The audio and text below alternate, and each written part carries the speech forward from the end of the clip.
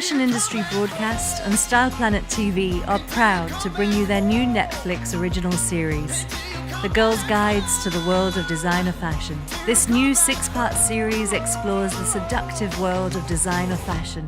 Series 1, The History of Lingerie. Series 2, The Legend of the Designer Bag. Series 3, The Mystery of the High Heel. Series 4, American Fashion. Series 5, Italian Fashion. And Series 6, Paris Fashion.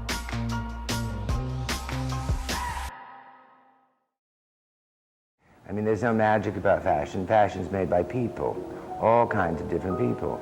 But in fact, they have to put their money down, and they have to buy it, and it must work for them. And they have to look terrific in it, or nobody wants to look that way. So that is really always what happens in the fashion world, on every level, whether it be cosmetics, whether it be clothing, style points in the home, anything. It is always that.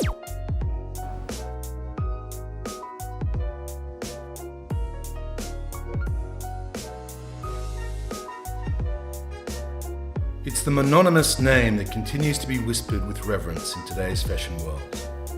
The name is Halston.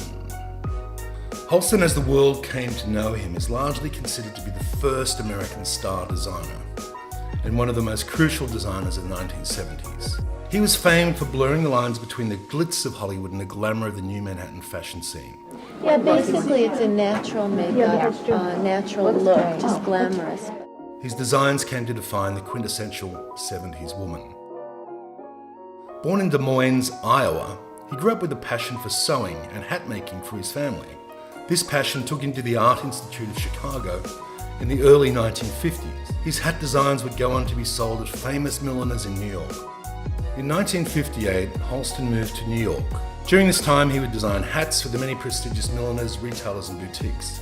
The pillbox hat is the most famous catalyst of Halston's fast trajectory into the fashion world. In 1961, the First Lady Jackie Kennedy donned a pink pillbox hat at JFK's presidential inauguration. Designed by Halston, the pillbox hat was an item that would come to define Jackie Kennedy's signature style. The humble beginnings of crafting hats in his spare time had evolved into something much grander. Halston's success led him to become the head milliner at the iconic luxury department store Bergdorf and Goodman's, and the epitome of Fifth Avenue opulence. At this point, Halston had already built up a loyal, star-filled clientele, including the likes of Kim Novak, Deborah Kerr, as well as Diana Vreeland. Following the success of the pillbox, all eyes were on Halston.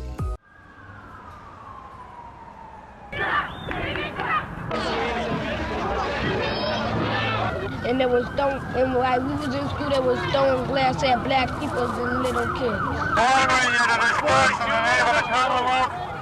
If you're not going to disperse, you're going to be arrested.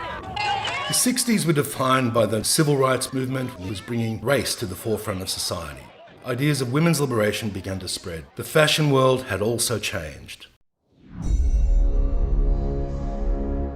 Inspired by the ongoing social revolution, Halston launched his own ready-to-wear line, Halston Limited, in 1969. Halston Limited birthed the signature Halston aesthetic. It was clean and it was simple, yet luxurious and elegant. The expansion of his business saw the inclusion of both ready-to-wear and couture.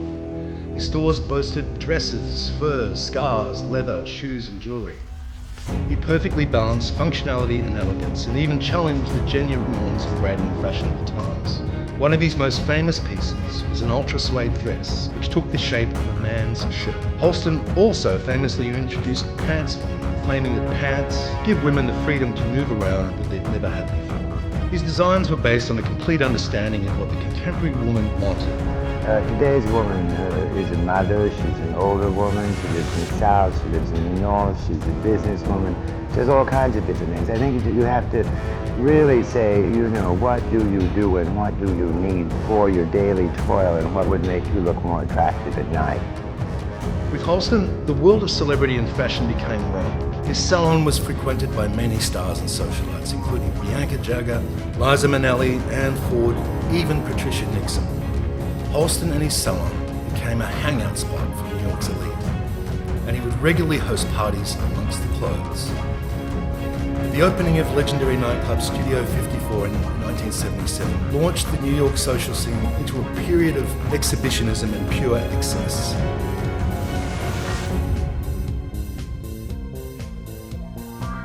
Halston also transferred this celebrity power to his models. The Halstonettes referred to Halston's clique of regular models including Alva Chin, Pat Cleveland and Karen Bjornson. The Halstonettes were renowned for their ethnic diversity and they were trailblazers for the future African-American models to come on the runways. As the 70s raged, so did Halston's reign. The 1970s saw the inception of his trademark looks. Strapless dresses, rayon dresses, knits, asymmetrical pieces, and spiraled pieces. Previously biased towards leathers and suede, Halston had transitioned into a love of the bias cut and single seam dresses. Halston's modern pure uniform was adored even by designers completely estranged from him. Donna Karan stated that he was not only one of the most influential designers, yet also he represented all that was modern and pure. I like all aspects of design. I think perhaps, being a designer, the thing that if I wanted to have some sort of thing that I didn't like about it is that you have less and less time to do your design. He had made a foray into menswear, handbags, lingerie, and even perfume.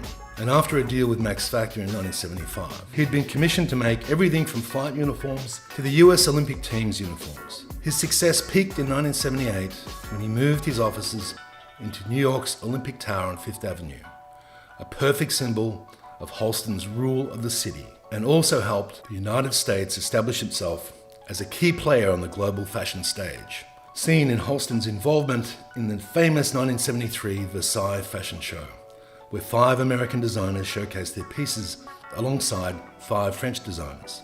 Halston had an immense impact on the fashion, both globally and locally, and his desire for more would ultimately be his downfall.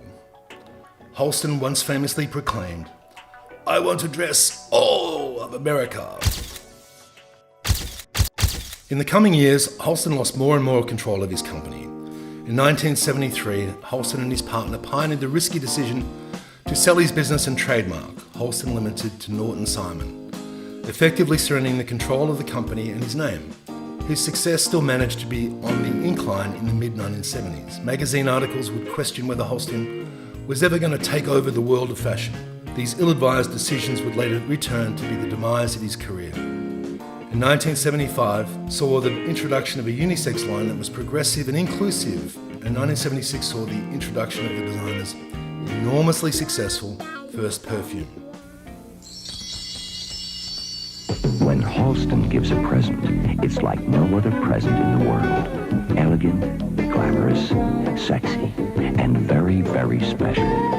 You can share the Halston mystique and even give it as a gift with this beautiful silver top spray of Halston perfume. And it's yours for a limited time at just $8.50 with any $10 Halston fragrance purchase. 1977 signaled Halston's contracted to design pilot uniforms by an international airline. We better be better. We're ready. Renegades flies to over 50 major U.S. cities, 9 countries in South America, Mexico, principal capitals in Europe, cities in the Pacific, and the Far East. And to every one of them, we promise we'll do everything to give you the best airline service we can. Because we know to be your airline, we better be better. We better be better. We're ready. The beginning of the 1980s foreshadowed the end of Halston. Halston's demise may be attributed to the exhausting task of producing 10 collections each year. Halston's workload was inhuman. In addition to 10 collections, he had to oversee the aforementioned uniforms, menswear, and other items production. Halston's success was now dwindling and his inspiration ground to dust. Others attribute his demise to a multitude of licensees, eventually derailing his company. In 1983, Halston signed a 6-year deal with the department store JCPenney, in which he would launch an affordable clothing line. The prices of the pieces were between $24 and $200. A vast change in positioning that would permanently taint Halston's image. At the time, this controversial decision was slated by retailers. That same year, Esmark acquired Halston under Norton Simon, and these two acquisitions by conglomerates that had no understanding of the fashion world, as well as Halston's own personal battles, led to a loss of creative control that he would be eventually banned from creating designs. The luxury attached to the brand now had soured following the JCPenney deal, with many thinking that his designs were now cheap, and Bergdorf even dropped his collection from their stores. Halston's personal and social stature also overtook his hunger for fashion. Ostensibly, he started to spend more time socially, along with using drugs that fueled a downward spiral in his personal character. In 1984, Halston took a 2-week holiday from the enterprise, but never returned. Halston continually attempted to buy back portions of the company, but he was never successful. However, the downfall of the designer's career was due to his notorious wild drug-fueled parties in his New York home. He eventually spiraled down into drug abuse and later lost control of his company altogether, and then died ignominiously of AIDS complications.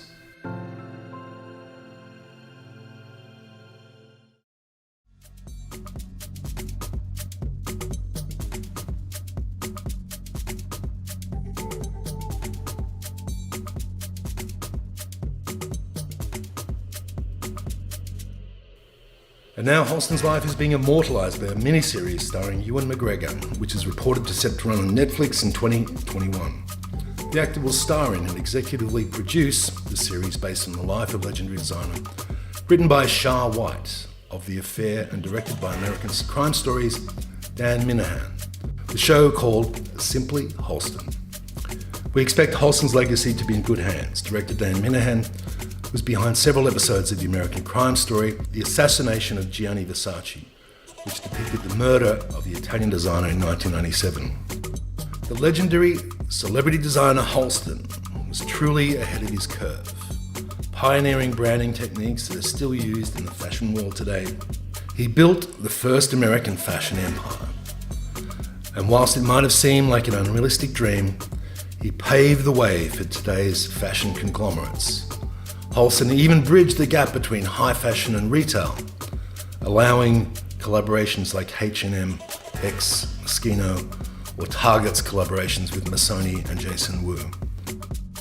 And despite his ignoble demise, Halston's challenging of the status quo in the 60s and 70s can be felt today, leading to a complete reinvention of what it means to be a contemporary designer.